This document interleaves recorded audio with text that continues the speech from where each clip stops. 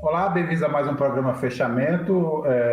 Obviamente, antes da gente entrar nos assuntos principais do programa de hoje, eu queria que o Kaká mostrasse para a gente a capa da revista. Acabou sendo uma coincidência, porque a revista trata nessa edição dos penduricários, das benesses recentes que o Poder Judiciário se concedeu, não só no Conselho Nacional de Justiça, que se amplia para todo mundo, mas também em tribunais regionais.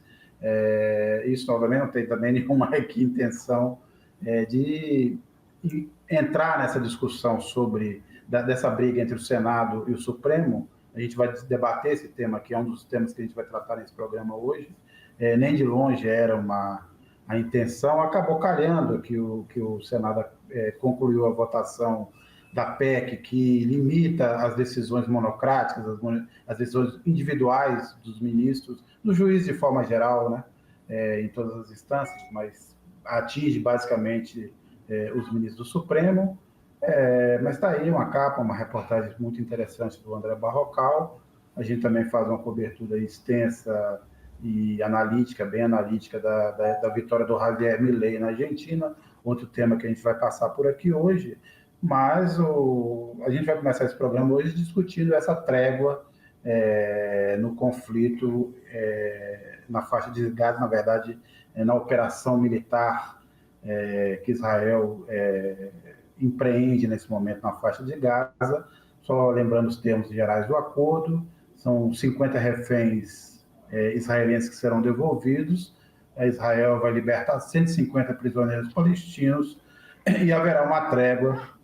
Aparentemente era para começar hoje, mas aparentemente só vai começar amanhã, de 4 dias, onde você vai poder entrar com ajuda humanitária. Israel promete não bombardear e nem fazer prisioneiros em Gaza, mas a gente tem visto aí já o tamanho da ação israelense, que agora se voltou inclusive contra hospitais, né? Não só o hospital de Al-Shifa, mas outros hospitais têm sido alvo, sob o argumento que Israel tem usado com muita frequência de que os hospitais, como outras unidades públicas da faixa de Gaza, são usadas pelo Hamas para esconder armas e para esconder seus militantes. Essa argumentação de Israel, que casa com aquela outra de que os civis são usados como escudo humano. Então, portanto, a gente pode fazer quase tudo, ou tudo que é permitido ou não permitido no conflito. Antes da gente, obviamente, aqui anunciar o nosso convidado dessa noite, o professor Reginaldo Nasser, da PUC de São Paulo, eu só queria que a gente assistisse a uma declaração do Lula a respeito dessa trégua e suas análises iniciais sobre esse assunto. Esse programa hoje a gente vai tentar discutir aqui quais as consequências, o que virá depois dessa trégua, do que esperar do desenvolvimento aí dessa ação militar de Israel na faixa de Gaza. Mas antes vamos assistir aí rapidamente o Lula e sua declaração a respeito desse assunto. Kaká. O recrudescimento do conflito no Oriente Médio vai somar-se às múltiplas crises que já enfrentávamos. Quero saudar o acordo anunciado hoje entre Israel e o Hamas, que envolve a libertação de reféns, mulheres e crianças, em troca de uma entrega temporária de 4 dias e da libertação de prisioneiros palestinos, mulheres e crianças. É uma pena que precisou morrer 14 mil pessoas para que os seres humanos que estão envolvidos nessa guerra tivessem a sensibilidade de parar para conversar e de parar para negociar. É preciso que os humanos voltem a ser humanos, a se comportar como humanos, para que a gente tenha menos guerra. Espero que esse acordo possa pavimentar o caminho para uma saída política e duradoura para esse conflito e para a retomada do processo de paz entre Israel e a Palestina. Nasser, mais uma vez, obrigado por aceitar o nosso convite e bem-vindo. Muito boa noite, um prazer estar aqui com vocês. E, obviamente, como sempre, com muito prazer, eu divido esse programa com a Fabíola Mendonça. Fabíola. Boa noite, Sérgio. Boa noite a todos. E o Maurício Tuzvô. Maurício. Boa noite, Sérgio, Fabíola, Nasser, pessoal. É isso. Professor, começa para essa pergunta mais genérica aí, que é exatamente o que que a gente pode dizer dessa trégua? Será só essa trégua de 4 dias, ou ela está se abrindo uma janela para um cessar-fogo definitivo, ou pelo menos de prazo mais longo? O que que a gente pode esperar dos próximos passos? Olha, eu acho que todo acordo, ainda que seja limitado como esse, de 4 dias, né, ele é bem-vindo. Né? Conflitos internacionais e massacres como esse, né, que há uma interrupção dessas mortes cotidianas que estão acontecendo, eu estava até pensando nisso, são média de 300 pessoas, 350 por dia. Então, quer dizer que em 4 dias nós vamos deixar de morrer 1.400 pessoas. Né? Essas contas são tenebrosas quando a gente começa a fazer. Por outro lado, Sérgio, está implícito aí, embora Israel não vai admitir isso nunca, que há um reconhecimento do Hamas enquanto ator político. Porque se é apenas terrorismo, você não negocia com terroristas. Se há negociação, há reconhecimento do ator. Obviamente que não é concordar. Né? Lembra aqui que na Segunda Guerra Mundial, uma violência tremenda e havia conversação entre os diplomatas. Então, isso é algo que é sempre bem-vindo, ter acordos, como está sendo feito agora. Por outro lado, sabe-se que isso é temporário e, como o Israel já disse, o Hamas também respondeu, virão com força total. Israel, claro, por ser a parte mais forte, mais poderosa, é que dita a dinâmica, né? De quando se faz acordo, quando não se faz e quando volta. Ele é a parte que dá o tom para a questão. E a gente está sem saber, ninguém sabe até onde que vai. Não há nenhuma comunicação do governo, não há nenhuma definição estratégica, quer dizer, qual o objetivo que deve ser alcançado. Se for aquele que eles anunciaram, que é liquidar o Hamas, isso não vai acontecer. Então vai ser uma guerra contínua. Ou vão ter que mudar isso e parar em algum momento. Então eu acho que em termos políticos, o governo de Israel, o Estado de Israel está num beco sem saída. Professor, a gente já está com quase 50 dias, né, de conflitos, e nesse período, 4 propostas, pelo menos, foram apresentadas no Conselho de Segurança da ONU e todas foram rejeitadas. E, inclusive, era um pouco parecido com o que a gente está vendo hoje, né? Eu queria lhe ouvir, queria saber o que é que pesou para esse cessar-fogo temporário agora, né? Porque isso não aconteceu antes. Precisou morrer quase 14 mil pessoas para que esse acordo fosse feito, né? Eu queria lhe ouvir um pouco sobre isso. Fabíola, eu já estive aqui várias vezes no programa e não estou falando aqui a posteriori, não, está gravado. A ONU não é o espaço, já deixou de ser, eu acho que nunca foi, o espaço para resolução de conflito. A ONU, a gente costuma dizer assim, a ONU não é uma entidade supranacional, a ONU é uma entidade internacional, entre nações. Então, ela é aquilo que as nações querem que ela seja. Ou melhor, a ONU é, o Conselho de Segurança, aquilo que as grandes potências querem que ela seja. Né? Mas eu diria que o problema não é só o veto. Mesmo quando há aprovação, o passo seguinte, que muita gente não fala, é importante. Então, vamos supor que determinada resolução é implementada. Quem vai aplicar isso? Resolução de força. Né? Não vai.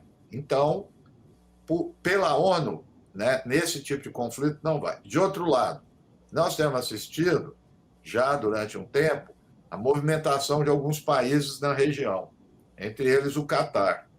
O Catar acabou já há um tempo, ele entrou no radar agora, mas ele já estava credenciado para isso. Por quê? A liderança do Hamas mora no Catar, não mora no Irã. Todo mundo fala do Irã, mas está no Catar. E o Catar tem um bom relacionamento com os Estados Unidos e com Israel. Tem base militar americana. Então, sempre é um ator desse que se qualifica para fazer um acordo. Por quê? É aquele que conversa com ambas as partes. Né? Então, acaba tendo credibilidade junto ao Hamas e tem credibilidade junto a Israel. Então, eu diria que é em função disso. E os outros conflitos no mundo, se a gente observar, acontece a mesma coisa. Os atores regionais, claro, apoiados ou reconhecidos pelas grandes potências, acabam tendo um papel importante pelo reconhecimento ali na região e dos atores que estão envolvidos. Nasser, ao mesmo tempo, como você disse, a própria negociação de troca de reféns implica num certo reconhecimento do Hamas, ele implicaria também num certo enfraquecimento já visível do Netanyahu no plano interno da política israelense. Aí eu te pergunto também dos dois lados, né? Como hoje se situa, né, o pessoal da Cisjordânia, a ANP, né, o Fatah, né, o pessoal que está em torno do Abbas lá na Cisjordânia, dentro desse próprio conflito interno que existe, Hamas e Fatah no povo palestino, né? E como você vê hoje, o distanciamento já começa a haver entre as forças que, no primeiro momento, se aglutinaram em torno do Netanyahu. Olha, o Netanyahu, acho que isso já é carta marcada fora do baralho. Ele está tendo alguns suspiros aí que quer sair ainda com uma certa honradez, afinal de contas, ele é um dos políticos, se não for político, não está na minha cabeça, que mais se manteve no poder em Israel. Né? Ele é o mais. Ele é o mais, né? Então ele quer sair com algum trunfo, para não, né, jogar a carreira lá embaixo. Agora, isso já é visível no governo. Tem se destacado o ministro da Defesa, então alguns sites árabes estão destacando que ele pode ser o próximo primeiro-ministro, ou pode ser o Lapid, que também está candidato. Agora, se você olhar para as declarações, pelas posições do ministro da Defesa e do Lapid, não há diferença nenhuma com o Netanyahu do que diz respeito aos palestinos. Por isso que é bom que se diga isso. Mesmo também, quando estava tendo aquelas movimentações, grandes manifestações de rua em Israel, em relação à questão da Suprema Corte, muita gente se equivocou em dizer questão palestina. A questão palestina não está em pauta na divergência entre eles. A divergência diz respeito a um cidadão israelense judeu, e não palestino. O tratamento da Palestina, desses todos, é o mesmo, não vai ter mudança. O ministro da Defesa foi o que declarou que os habitantes de Gaza não são humanos.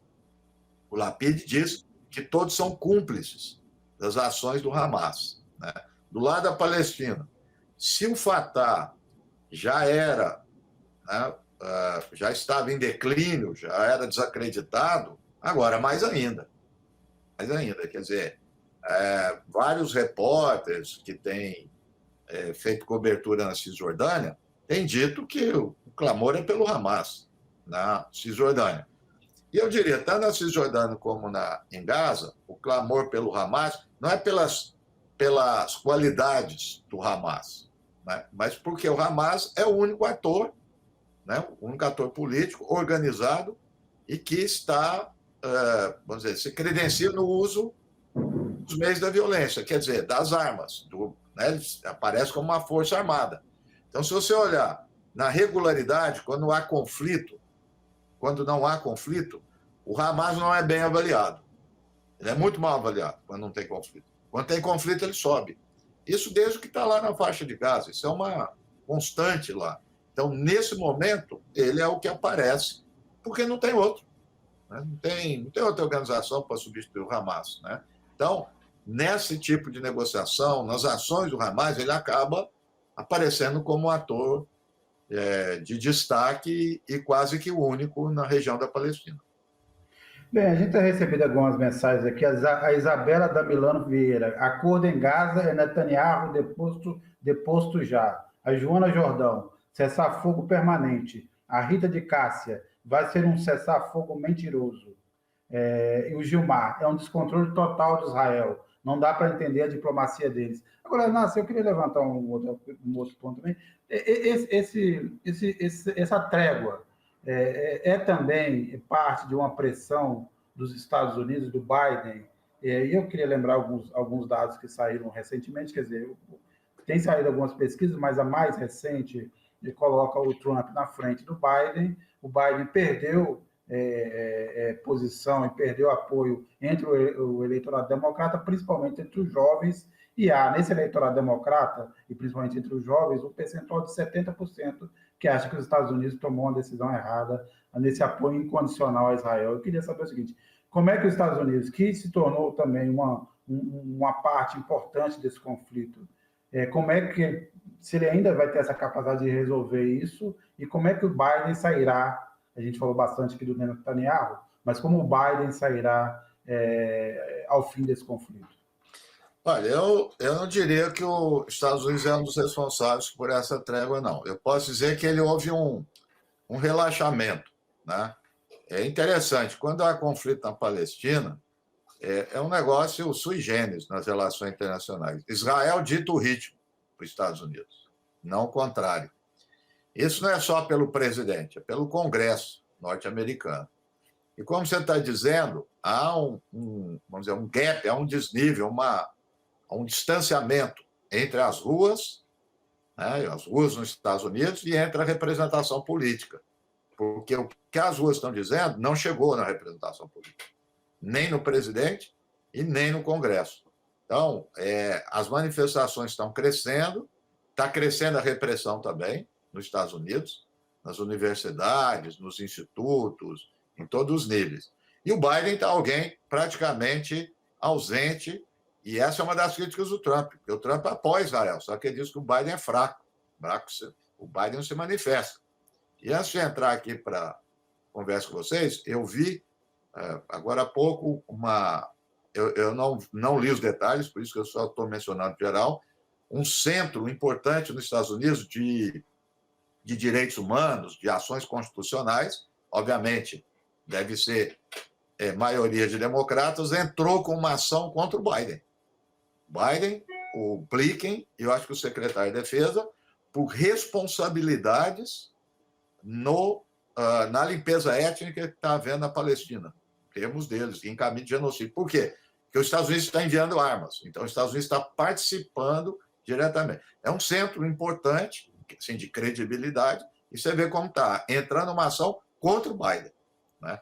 Então, a situação dele lá realmente é lamentável, e ele está despencando e não toma atitude nenhuma, né? O Departamento de Estado, desde o início do conflito, os funcionários estão uma insatisfação muito grande dentro do Departamento de Estado.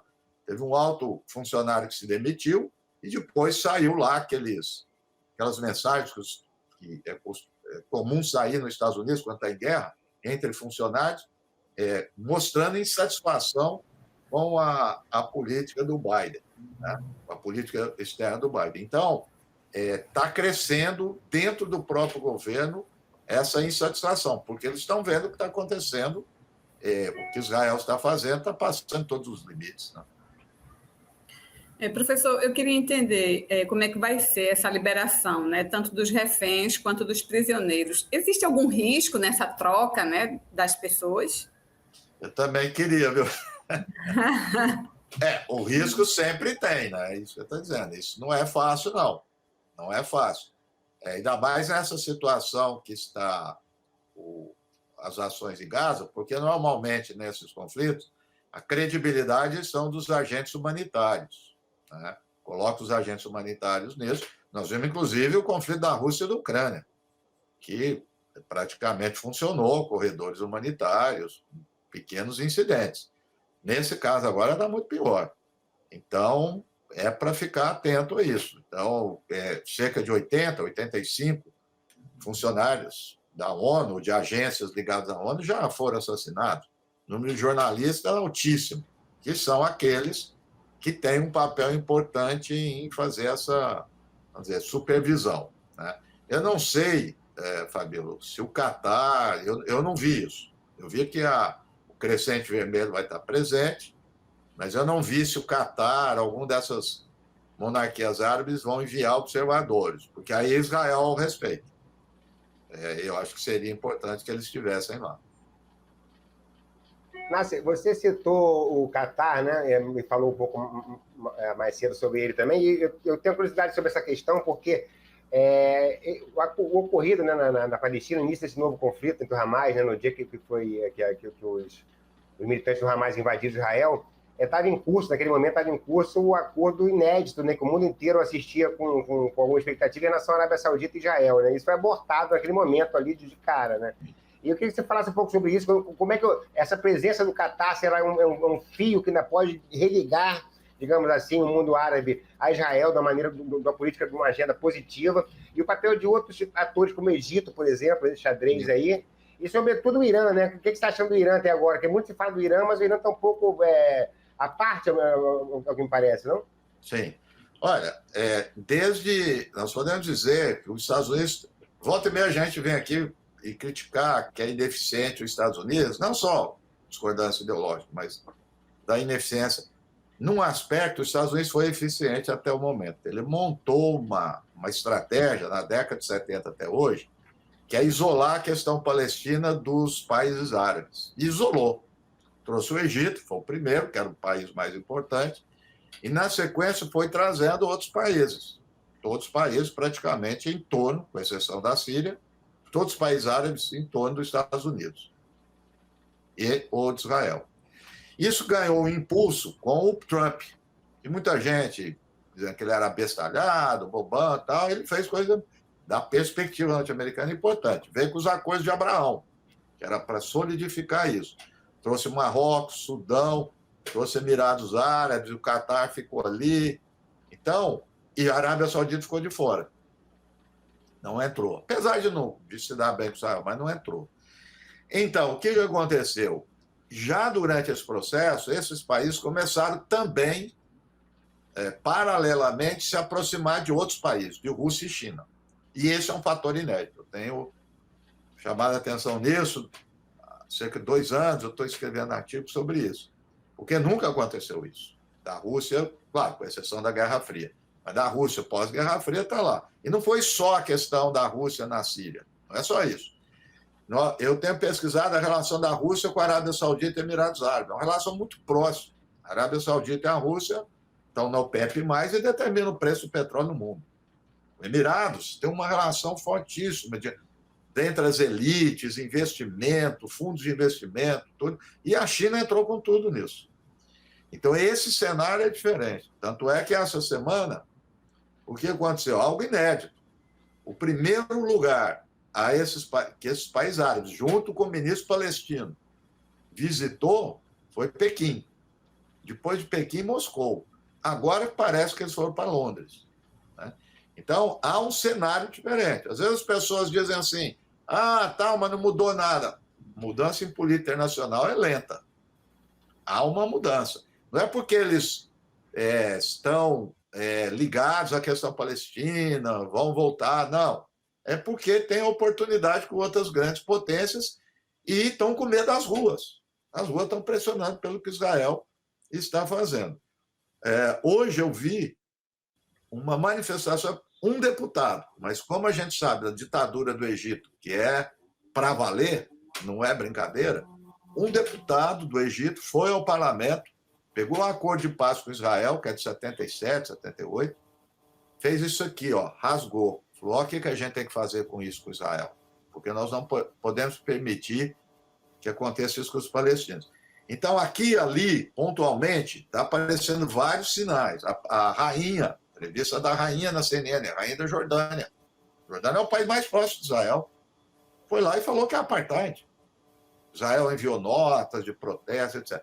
Então, você tem uma tendência desses países. O Irã, como sempre, não é novidade. O Irã fica de longe. O Irã tem seus atores, né, os seus proxies, né, os que ele patrocina. Hamas, Hezbollah, as milícias xiitas no Iraque e na Síria e os Houthis. Todos eles estão agindo. As milícias do Iraque estão bombardeando bases americanas, os Houthis sequestraram aquele cargueiro e o Hezbollah está lá. Então, a coisa está ficando difícil. Morreu filho de um dirigente do Hezbollah por ataque de Israel. O Hezbollah, essa semana, atacou uma base militar importante de Israel. O Irã não vai entrar diretamente, mas ele age por esses. E o Irã está próximo da Arábia Saudita. Essa é outra questão inédita. E quem patrocinou isso foi China. Quer dizer, houve um encontro em Riad, isso é inédito, que o presidente do Irã foi lá, recebido pelo Arábia Saudita. Que os Estados Unidos e Israel jogavam muito com isso, né? Aproximava da Arábia Saudita, rivalidade com o Irã. Nesse momento, está distensionado. Então, o Oriente Médio hoje vive um momento onde os conflitos interregionais estão no nível mais baixo da história. Sempre tem problema entre eles. Agora, nesse momento, nenhum entre eles. Então, isso tudo dificulta para os Estados Unidos e Israel. Nasser, uma última pergunta aqui. Netanyahu tem falado, bem, primeiro a tese de que vamos vencer o Hamas, como você já disse e outros têm dito, é impossível. Mas segundo, que será uma ocupação em muitos israelenses, muitos, não só o ministro da Defesa, mas o próprio Netanyahu, de que será uma ocupação longa, se não permanente. E a pergunta que eu faço é, no fim dessa história, Israel vai ocupar Gaza de uma maneira definitiva? Então, esse é outro ponto que eu acho que está ligado àquele primeiro que eu disse, os objetivos, né? Que é o que você está falando. Quer dizer, qual o objetivo? Derrotar o Hamas? Vamos supor que sim. E aí? O que vai fazer? Claro que dentro do governo, e já vindo essas declarações, e bateu direto no Egito, quer expulsar os palestinos e tomar Gaza para os colonos judeus. O Egito já falou que isso nem pensar, né? E os Estados Unidos também já disse que não apoiaria isso. A outra tudo bem, os palestinos ficam lá, mas uma administração do Estado de Israel tal como era, né, até 2005, que é uma administração militar que vem desde 67. Né? Os custos disso são altos, custo político, militar, econômico, tudo muito alto. Né? E uma outra era apoiar a Autoridade Nacional Palestina para ir para Gaza. Não vai dar certo isso daí. Então, veja, uma última, não foi de Israel, que começou a se cogitar, essa eu acredito que teria chance de transição. Tipo de uma confederação dos países árabes, né, para fazer a reconstrução, mas não administrar definitivamente, uma reconstrução de Gaza. Catar, Arábia Saudita, Emirados Árabes, etc. Por aí. Então, você veja, Sérgio, que o número de mortes alto, número de crianças, mulheres, etc., e não há no horizonte nenhuma proposta. Não é que tenha propostas que há divergência. Não tem proposta. Se você olhar para o passado, tinha sempre os mapas da paz, a gente criticava, falava isso. Até o Trump teve uma proposta. Meio esdrúxula, mas tinha uma proposta. Não tem proposta nenhuma. Nenhuma. Ninguém está falando absolutamente nada. Olha, eu sinceramente acredito que a China está agindo na surdina com esses países árabes. Acredito que possa vir alguma proposta aí pela China. A China, não pela China, mas a China bancar essa proposta de algum desses países árabes. Eles não querem assistir isso. Não querem assistir as suas ruas inquietas e não querem assistir problemas de refugiado palestino. Ninguém quer refugiado palestino no seu país. A Jordânia não quer, o Egito não quer, ninguém quer. Então, acho que eles vão acabar atuando nisso. É um palpite. A ver. Bem, a gente recebeu aqui o professor Reginaldo Nasser, de Relações Internacionais da PUC de São Paulo. Nasser, obrigado mais uma vez e até a próxima. Um abraço. Um abraço, obrigado. Bem, a gente tem acompanhado nessa semana também, quer dizer, na verdade, hoje essa história tomou uma dimensão. Nós tivemos a votação, enfim, da PEC, que limitou as decisões monocráticas, as decisões individuais no Supremo Tribunal Federal e, na verdade, em todas as instâncias, mas atinge especificamente o Supremo Tribunal Federal, segundo essa PEC, que agora já passou pelo Senado, agora precisa ser votado na Câmara, talvez na Câmara, e tudo indica que na Câmara essa proposta tenha grande chance de morrer, de não prosperar, mas ela, na verdade, impede que um juiz, por sua conta, suspenda uma decisão que tenha sido tomada ou pelo Executivo, pelo Presidente da República, ou pelas casas legislativas, e quem acabou se tornando um personagem, vamos dizer assim, inesperado, um protagonista de última hora desse episódio foi o Jacques Wagner, o senador do PT da Bahia, líder do governo, que votou a favor dessa proposta e agora tem sido alvejado, segundo aí se noticia aí, a gente pode ver hoje em vários sites, ministros do Supremo chegaram a pedir ao Lula a renúncia do Jacques Wagner da liderança do governo. Aparentemente o Palácio do Planalto não vai aceitar essa sugestão. A gente também teve reações de ministro do Supremo por conta da aprovação dessa PEC. O Gilmar Mendes e o Barroso falaram que aqui não vai ser assim, nós vamos reagir, não vai ser dessa forma e ninguém nos intimida, é mais ou menos o tom beligerante que temos na política brasileira nesse momento. Eu, obviamente, quero ouvir a Fabíola e o Maurício na sequência, mas antes eu só queria colocar alguns pontos aqui para a gente discutir. O primeiro, no mérito, é uma proposta interessante, no meu entender, porque regula um pouco as relações e a divisão de poderes, que a coisa está um tanto quanto misturada, e a gente sabe que existe realmente uma judicialização da política, embora tenhamos que também entender que, por conta desse poder avantajado, vamos dizer assim, espraiado da justiça, principalmente do Supremo, a gente foi possível impedir algumas barbaridades que o Bolsonaro queria cometer, entre tantas que ele conseguiu cometer nos seus 4 anos de governo. Agora, essa proposta vem contaminada por uma revanche, que, na verdade, ela é uma vingança do bolsonarismo, principalmente do bolsonarismo do Senado, que se aliou ao Rodrigo Pacheco, presidente da Casa. O Rodrigo Pacheco tem seus interesses, e são vários, né? Ele quer mais atenção do Lula, mais poder do Lula, quer apoio do Lula na eleição em Minas Gerais e também quer fazer o sucessor, quer dizer, levar o Davi Alcolumbre, que é, nessa altura, o seu parceiro no Senado, a suceder no comando da Casa, e viu uma oportunidade aí e outra coisa, quer influenciar na decisão do Supremo, quer influenciar na decisão na escolha do Procurador-Geral da República. Quer dizer, são muitos interesses que o Pacheco resolveu agora abraçar e se aliou ao bolsonarismo nessa iniciativa, nessa e algumas outras, por exemplo, no plebiscito pelo aborto e outras medidas que estão sendo julgadas no Senado. Agora, é uma situação que acaba, na verdade, arrastando o Executivo para uma discussão que não era dele.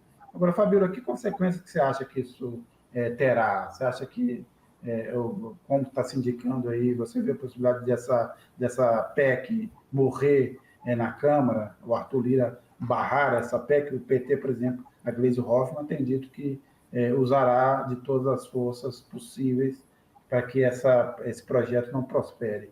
Mas o que você achou disso tudo? O PT tinha fechado questão, né? Ia votar contra essa proposta. A dissidência foi o Jacques Wagner. E na Câmara vai trabalhar para isso também. Tanto que no Senado o PT votou praticamente fechado contra a proposta, né? E Jacques Wagner, além de ter votado a favor da proposta, ele ainda decidiu, porque foram 54 votos, teve o voto dele e de outros 3 ou 4 do PSD que ele levou. Então, se não tivesse o voto dele e desses outros que ele conquistou, não teria o quórum necessário para aprovar. Na Câmara, me parece que vai demorar. Eu estava dando uma olhada no noticiário e vi que o Arthur Lira não tem interesse, né, de levar esse debate, pelo menos esse ano vai ficar paralisado, né, até porque ele tem uma relação muito boa com alguns ministros do Supremo, alguns ministros, de certa forma, favoreceu o próprio Lira, né, nas acusações, nos processos que ele vinha respondendo. Então, pelo que eu acompanhei, isso vai ficar de stand-by, né? Como muitas matérias que são aprovadas na Câmara e vão para o Senado e demoram a ser debatidas, e parece que isso vai acontecer de forma inversa, né? A Câmara não vai pautar, né, esse debate agora. Agora, me parece também que são vários recados aí, né? Não só para... É uma pauta bolsonarista, então, assim, como você falou, tem os interesses do próprio Davi Alcolumbre, que quer ser novamente presidente do Senado, é uma forma de ganhar o voto bolsonarista. O Rodrigo Pacheco, que quer ser governador de Minas também. A Minas é um estado muito conservador, né? A gente vê o governador aí 2 mandatos sendo eleito pelo bolsonarismo. Então, e tem um recado para o Executivo, né? Entrando na mesma linha da Câmara, vai ser a barganha aí. Mandou um recado de que ele não vai passar um rolo compressor, vai passar o que os senadores quiserem. Maurício? É isso, acho que vocês foram perfeitos na análise. É o interesse do Pacheco de um lado, o interesse do Lira do outro. Eu concordo com a análise de vocês dois. Eu acho que o Pacheco ele está nesse momento, não somente por conta da vindoura eleição no Senado, apesar de que está muito cedo ainda, né, gente? Mas a política se faz dessa forma no Brasil e, de fato, existe essa articulação em torno do nome do grupo do Pacheco, seria hoje o ex-presidente do Senado, Davi Alcolumbre. Nesse sentido, é importante fazer um afago, um aceno, né, à bancada bolsonarista, como disse a Fabíola, e essa agenda, ela, de certa forma, atende esse espírito de vingança, né, que o Sérgio falou também. Quer dizer, eu acho que é bem por aí. Agora voltamos para a Câmara, e na Câmara vai depender da vontade política do momento do Arthur Lira. Isso que é o lamentável do momento atual da política do país. Quer dizer, a gente vive uma chicana, né, um clima de barganha que, ora, na Câmara, o Pacheco estava mais discreto, e agora eu acho que ele é a grande figura desse último bimestre aí na política nacional, em termos de que tenha passado de uma descrição quase que absoluta nesses primeiros meses da presidência do Senado, por uma atuação mais efetiva agora, né? Inclusive para enquadrar o governo de uma certa forma, né?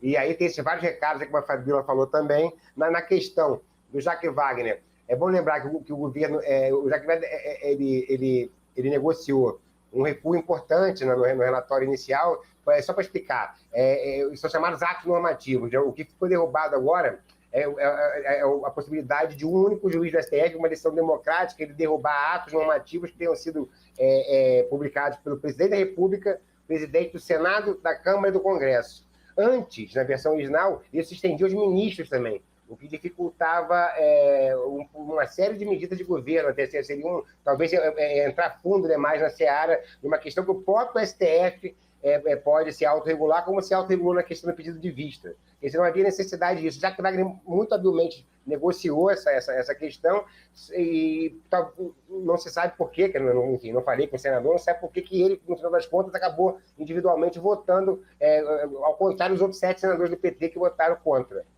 E ele votou a favor. Quer dizer, é uma questão política complicada, que agora vai para a Câmara, e, enfim, o que se espera agora é que, na Câmara, né, pelas informações que a gente tem, é que essa não é a prioridade, porque não é mais a prioridade do Lira, e assim vai o presidente Lula, né, tendo que negociar no varejo cada assunto, cada questão. E aí já tem, por exemplo, o Senado, ao mesmo tempo que fez essa votação, aprovou nas comissões também, por exemplo, a questão da votação dos fundos offshore, da taxação dos fundos dos ricos, já como se fala. Quer dizer, é um aceno à política de aperto fiscal, de ajuste fiscal do ministro Haddad, e assim a gente vai atuada na política brasileira no momento.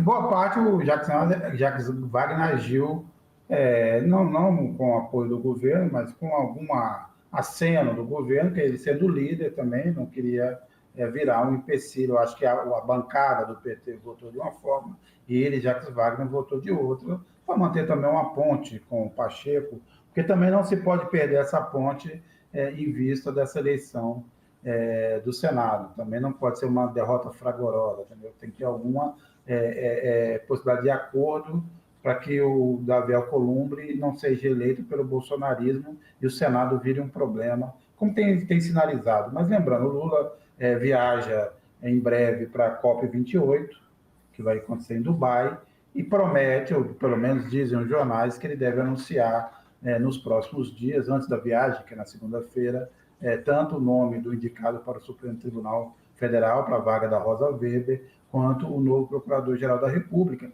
E esse arranjo está muito complicado, porque se for o Gonet Branco, o Paulo Gonet Branco, que é um reacionário, mas apoiado pelo Gilmar Mendes e pelo Alexandre de Moraes, do outro lado será o Jorge Messias, que subiu nas cotações, iria para o Supremo. Então seria um balanço. O Lula está fazendo, então, provavelmente está fazendo ali pesos e contrapesos, medidas todas, para saber como também indicar 2 nomes que não venham a ser recusados na sabatina, que é realizada, inclusive, pelo Senado. A gente recebeu, o Carlos Almeida fala, e a oposição chama, desculpe, cinicamente, essa de PEC do equilíbrio. E a Adélia pergunta, boa noite, mas não seria boa essa medida de frear a monocracia dos todos poderosos do judiciário? Sim, Adélia, a gente falou disso aqui, eu comentei isso no início, o mérito da proposta faz todo sentido. Seria até interessante, é uma medida interessante para...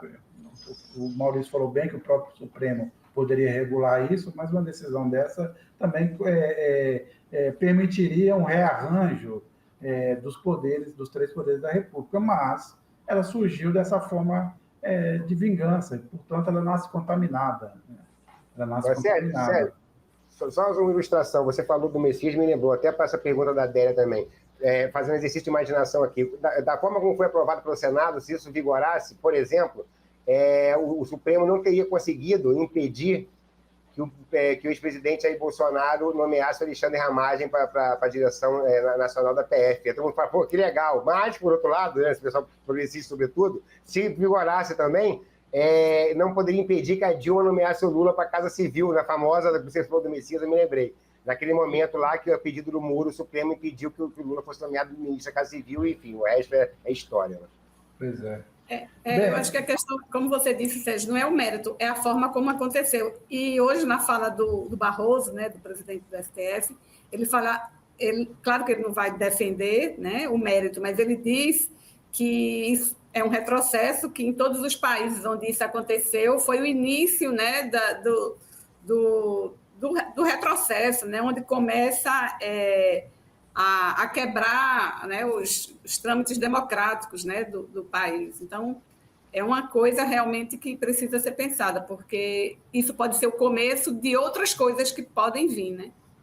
Eu acho que de qualquer forma é isso, né? Se você também deixa isso passar, você leva,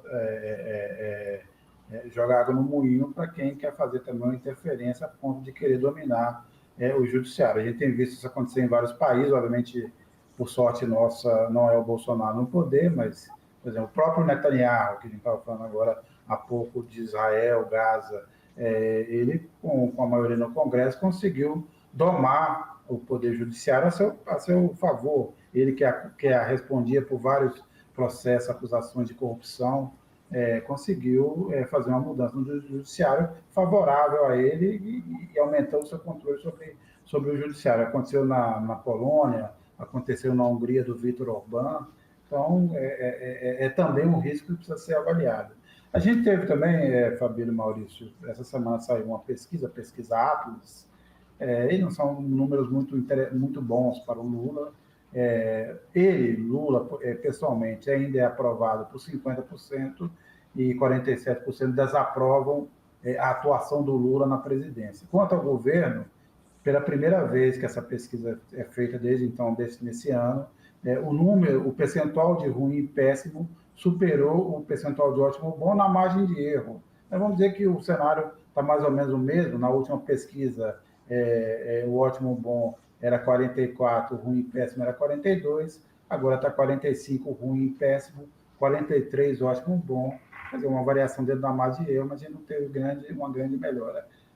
Fabíola, obviamente, primeiro, Maurício, depois. O que vocês acham que esses números refletem? Qual é a insatisfação e o que o governo Lula precisaria perceber diante desses números?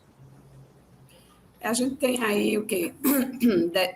Quase 11 meses, né, de governo e um período bem tumultuado, né? A gente tem que observar que o presidente pegou terra arrasada, né? A gente pegou, né, depois que esse governo assumiu, está começando a arrumar a casa. Ainda não dá para perceber, né, alguns resultados. Eu digo por Recife, por exemplo, que é onde eu estou, se você passa nas ruas, é muita gente ainda dormindo nas calçadas, é muita gente nos sinais, muita gente passando fome ainda.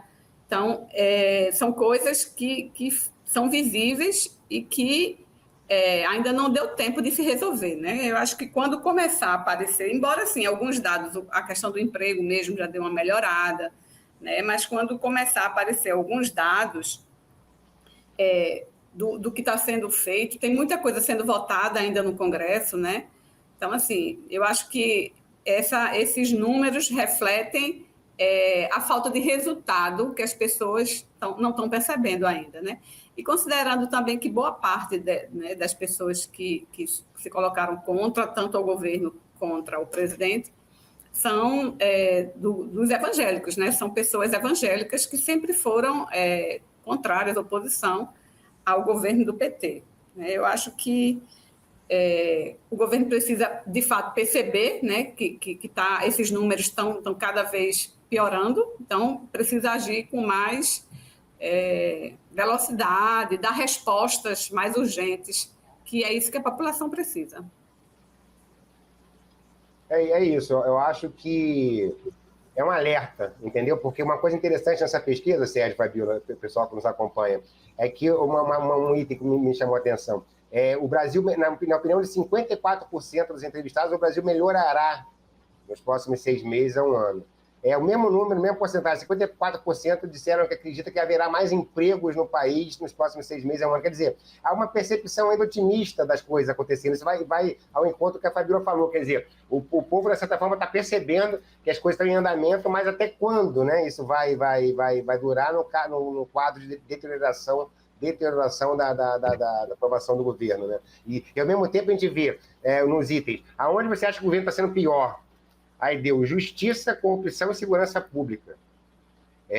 Sendo que, quando eu pergunto qual o principal problema hoje do Brasil, criminalidade e tráfico de drogas, em primeiro lugar com 60,8%. Quer dizer, hoje a questão da segurança pública, nós temos feito aqui na Carta Capital algumas matérias, não só sobre intervenção aqui no Rio, mas como a questão da segurança pública no Brasil inteiro, né, que é uma questão muito delicada.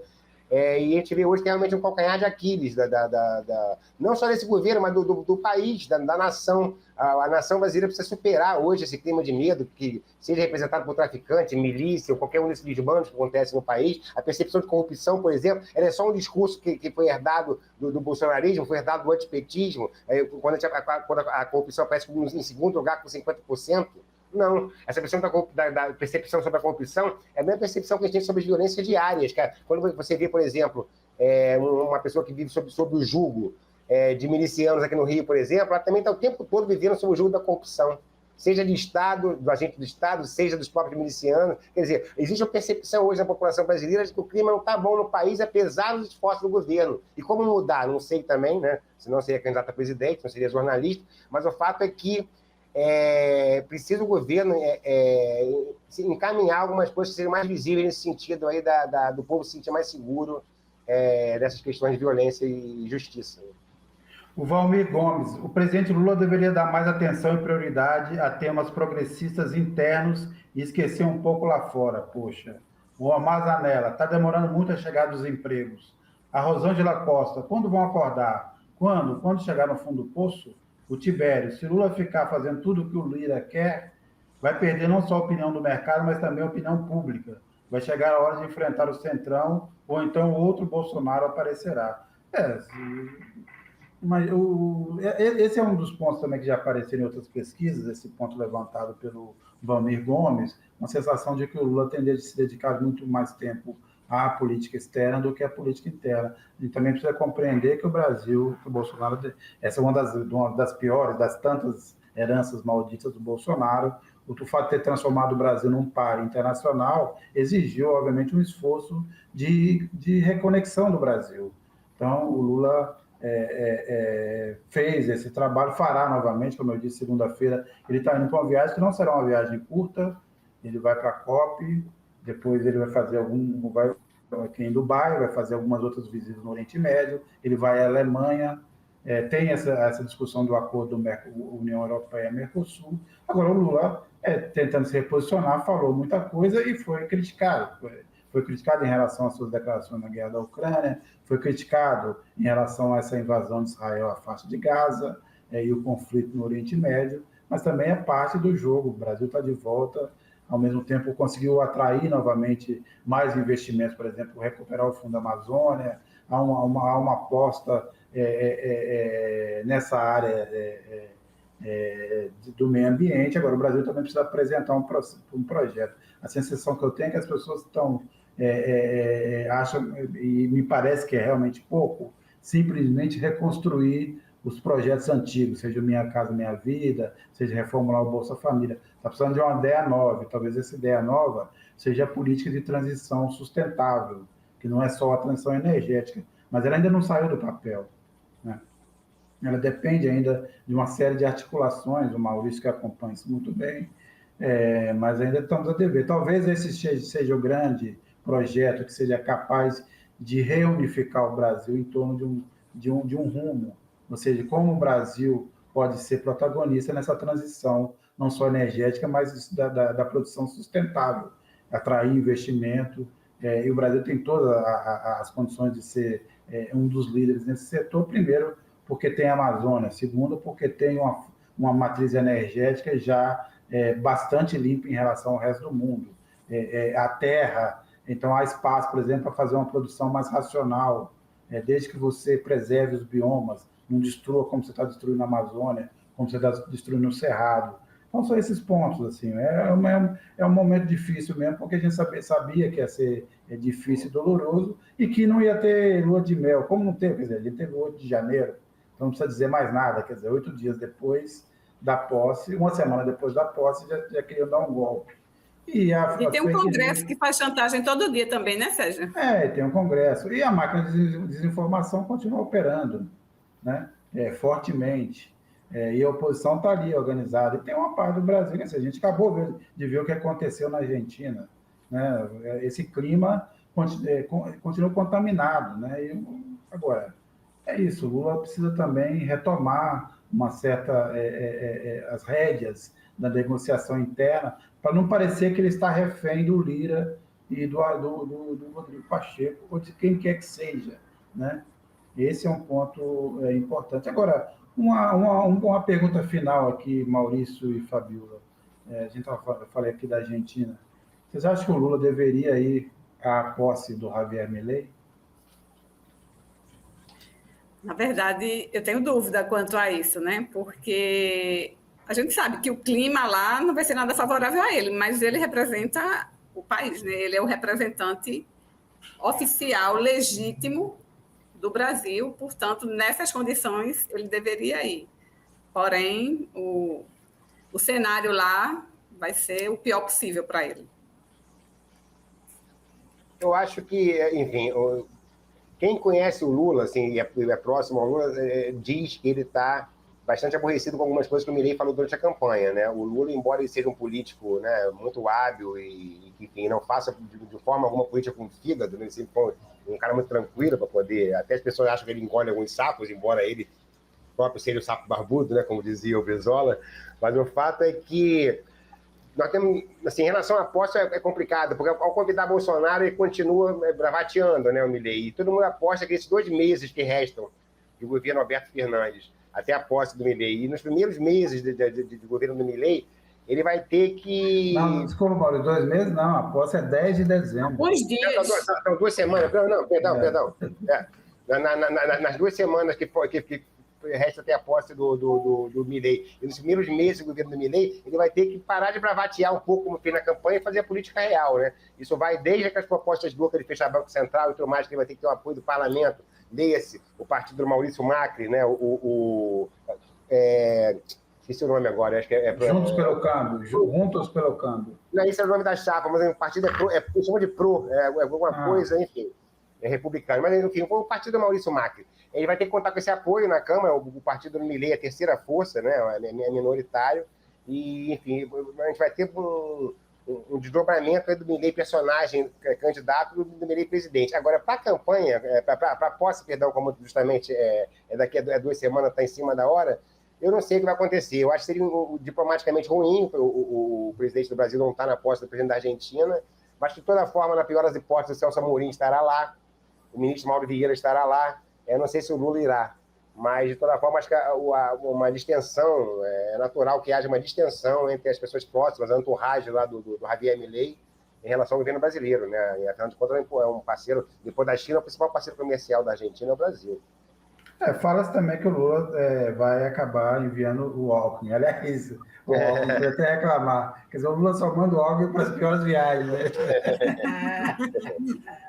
Você vai lá na Argentina, cuida disso aí. A gente está recebendo aqui algumas opiniões também de pessoas que estão nos assistindo. O Lius, não tem que ir, não, na posse do palhaço.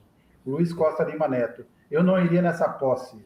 O José Santos, Milei é louco, ele não vai governar. Vai virar um parlamentarismo. Talvez a Argentina tenha se salvado por vias tortas, talvez.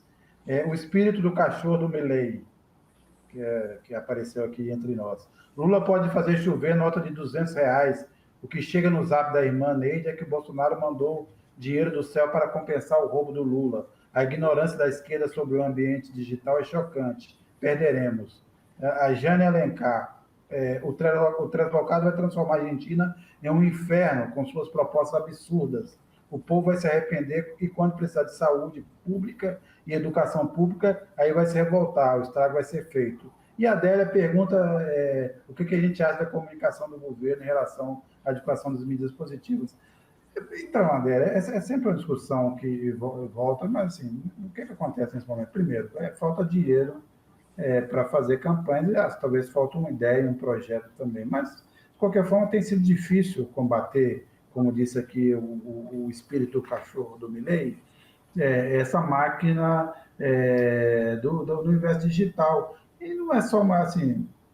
Estava tendo uma conversa com alguns amigos esses dias, a gente fica também sempre achando que a dificuldade da esquerda de furar essa bolha tem a ver só com uma incompreensão do mundo digital. Mas eu queria dizer que é o seguinte, também como está estruturado esse mecanismo. Isso é feito para que as bolhas existam dessa forma e que as bolhas de extrema-direita e de direita tenham mais destaque. A gente acaba de ver, por exemplo, vários anunciantes deixando o ex-Twitter, agora a plataforma X, por conta não só de um Twitter que o Elon Musk compartilhou, numa teoria dizendo que os israelenses querem acabar com os homens brancos, mas mostrando que vários desses anunciantes tinham suas propagandas associadas às peças nazistas, né, de discurso de ódio, e ele resolveu processar o MG que levantou isso. Então, me parece que a gente, às vezes, acha que é uma falta nossa de capacidade de compreender isso, mas não. Esse universo é o seguinte, as redes sociais são jogadores e juízes desse sistema.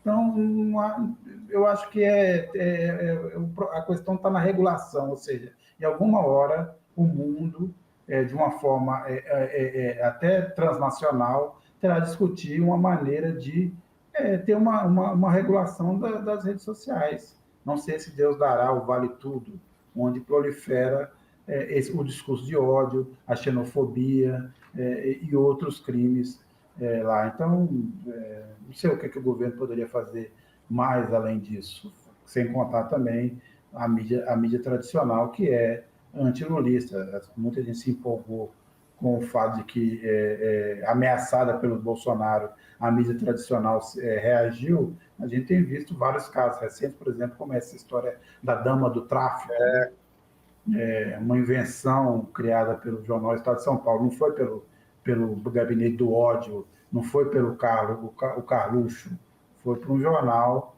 de mais de 100 anos, que é o Estado de São Paulo. Então, é muito difícil lidar com isso. Agora, talvez se dê o tempo ao tempo. Vamos lembrar também que o primeiro mandato do Lula, os 2 primeiros anos, parecia uma tragédia, teve um mensalão e tudo mais, e no fim o Lula acabou, que ele foi reeleito, e quando saiu do governo em 2010, passou a faixa Dilma, tinha 87% de aprovação. Será assim? Acho difícil, porque a sociedade brasileira também está polarizada.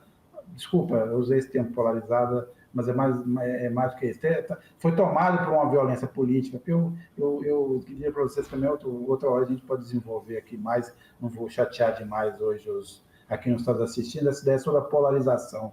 A polarização era natural da política, principalmente em países onde você tem segundo turno, né? O problema não é a polarização, o problema é quando o ódio vira uma arma política, que é o que a extrema-direita tem proporcionado. Polarização você tinha entre o PT e o PSDB e nunca tinha descambado, até o Aécio resolver, em 2014, questionar o resultado das urnas. Mas o problema não é esse, o problema é a violência política, é o fato de que você trata o seu adversário como inimigo.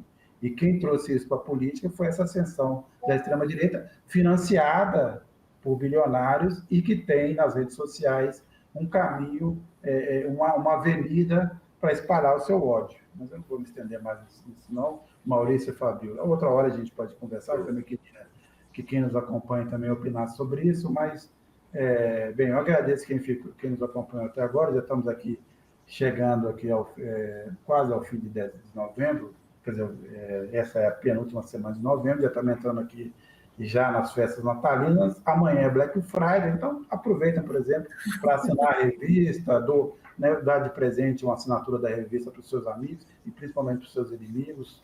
Manda lá para aquele seu tio bolsonarista, para ver se ele muda de ideia. Contribuem como puderem.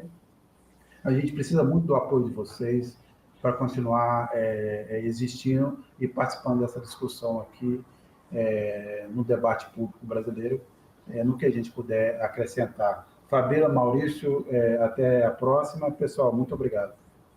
Tchau, gente. Já notou como os jornais de maior circulação do Brasil estão sempre unidos na defesa de pautas como controle de gastos públicos, Banco Central independente e a firme oposição a qualquer iniciativa para taxar os 10% mais ricos, aqueles que abocanham 60% da renda nacional? Pois é, esse monocórdio discurso único da mídia tem raízes profundas. Somente 5 famílias controlavam metade dos veículos de comunicação de maior audiência do país em 2017, segundo a ONG Repórteres Sem Fronteiras. E o pior, essa concentração está aumentando com a compra de grupos de mídia por bancos e corretoras. Agora, refresque a memória. Você lembra qual foi a primeira publicação a denunciar os abusos da Lava Jato, muito antes do vazamento daquelas conversas que comprovaram o conluio do juiz Sérgio Moro com procuradores da República para prender Lula? Recorda-se de quem desde o primeiro momento denunciou que o impeachment de Dilma Rousseff era um golpe? Nadar contra a corrente sempre foi a nossa especialidade, mas também nos cobra um preço alto. Carta Capital sofreu boicote sistemático dos governos Temer e Bolsonaro, inclusive com pressões para que grandes empresas deixassem de anunciar na revista. Só sobrevivemos nesse período graças à inestimável contribuição dos nossos assinantes e apoiadores individuais, trabalhadores como eu e você que ainda sonham com um país mais democrático, justo e inclusivo. Somos muito gratos a todos que nos apoiaram nesse momento. Mas o perigo não passou. A concentração do mercado publicitário nas chamadas Big Techs tem ferido de morte veículos com estrutura bem mais robusta do que a nossa. Imaginem o impacto desse fenômeno em quem nunca pôde contar com o apoio de grandes empresas e grupos financeiros.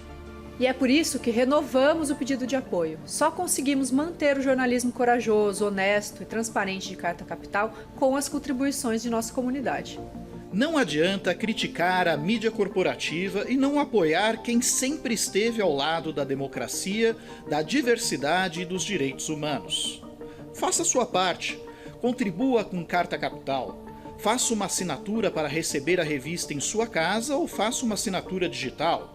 Se você não pode assumir um compromisso mensal agora, doe qualquer valor em nosso site ou no Superchat durante as nossas transmissões ao vivo pelo YouTube. Valorizamos igualmente todas as formas de contribuição, não importa a quantia que você possa despender, porque temos clareza de que juntos somos mais fortes e podemos vencer o discurso único da mídia.